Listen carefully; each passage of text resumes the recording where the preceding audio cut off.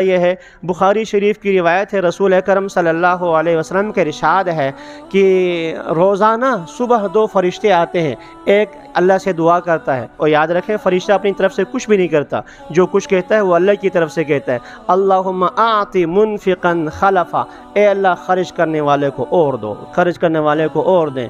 اور دوسرا دعا کرتا ہے اللہم اعطِ ممسکا تلفا، یا اللہ جو روک کے رکھتا ہے اس کے مال کو ضائع کر دے۔ اور جن کے لیے خرچ کرنے والوں کے لیے بڑھانے کا بڑھنا دو طریقے سے ہوتا ہے، ایک ظاہری بھی بڑھ جاتا ہے، اور حقیقت میں بڑھنا یہ اس مال میں اللہ برکت نصیب فرماتے ہیں۔ تھوڑے سے مال سے جو ہے اتنا کام ہو جاتا ہے۔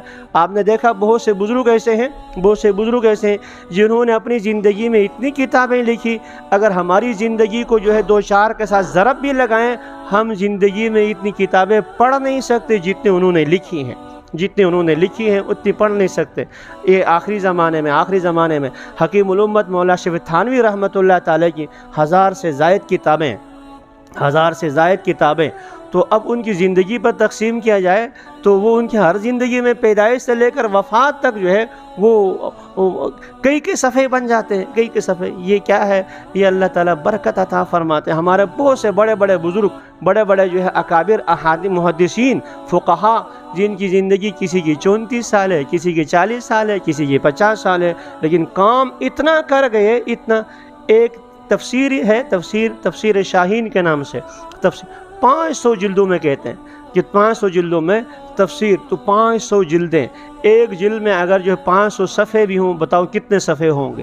تو وہ جو ہے ایسا نہیں وہ بولتا رہا ہو، کسی نے ٹائپنگ کمپیوٹر پر لکھتا رہا ہو نا، اپنے ہاتھ سے اتنی لکھی، تو اتنا لکھنے کے لیے پھر اس نے پڑھا کتنا ہوگا؟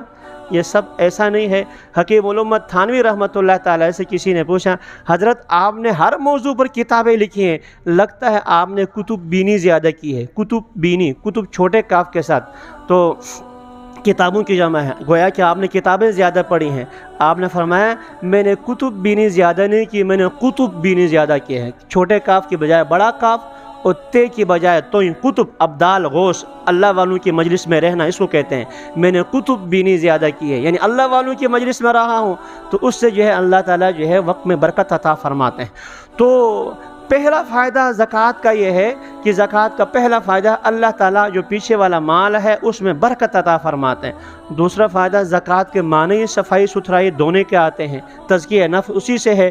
تو جو مال آپ نے زکوٰۃ میں ادا کر لیا، 100 میں سے 2.5 روپیہ، 100 میں 2.5 روپیہ، لاکھ میں 2.5 آپ نے دے دیا، پیچھے 97,500 آپ کے لیے صاف ستھرا مال پاک صاف بچ گیا، تو پیچھے والا مال صاف ستھرا ہو جاتا ہے۔ اور تیسرا فائدہ اس میں یہ ہے کہ اپنے مسلمان بھائی کی مدد ہو جاتی ہے۔ رسول اکرم صلی اللہ علیہ وسلم نے ارشاد فرمایا دوسرے کو صدقہ دینا ایک ثواب ہے، اور اپنے قریبی رشتہ داروں کو دینا یہ ڈبل صلہ رحمی بھی ہے اور صدقہ خیرات بھی ہے۔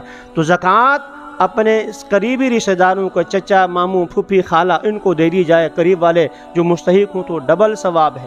تو یہ چیزیں ہیں جس سے انسان کی یہ زکوٰۃ میں آخرت کے فائدے کے علاوہ اللہ تعالیٰ دنیا میں بھی جو ہے یہ بدلہ عطا فرماتے ہیں۔ اور رسول اکرم صلی اللہ علیہ وسلم کی حدیث میں نے آپ کے سامنے پڑھ لی، اللہ کے نبی فرماتے ہیں صدقے سے مال کبھی کم نہیں ہوتا، صدقے سے زکوٰۃ دینے سے مال کم ہو جائے ایسا قطعاً نہیں ہوتا، زکوٰۃ دینے سے کم ہو جائے۔ اور قرآن کی خود آیت بھی موجود ہے، یمحق اللہ الربا ویربی الصدقات، یرحم اللہ تعالیٰ جو ہے سود کو، بظاہر ہم لاکھ روپے رکھیں، مہینے کے بعد زیادہ آ جاتا ہے، یہ مات بڑھ جاتا ہے مال، تو سود میں بظاہر مال بڑھ جاتا ہے۔ صدقہ خیرات انسان جب جیب سے نکال لے، زکوٰۃ صدقہ فطر نکال لے، جیب سے کم ہو جاتا ہے، یہ ہماری ظاہری آنکھیں کہتی ہیں، لیکن اللہ فرماتے ہیں یمحق اللہ الربا، میں اس سود کو مٹا دیتا ہوں، ویربی الصدقات، اور صدقات کو میں بڑھا لیتا ہوں۔ تو زکوٰۃ دینے سے، صدقہ خیرات دینے سے مال میں اضافہ ہوتا ہے، کمی نہیں ہوتی۔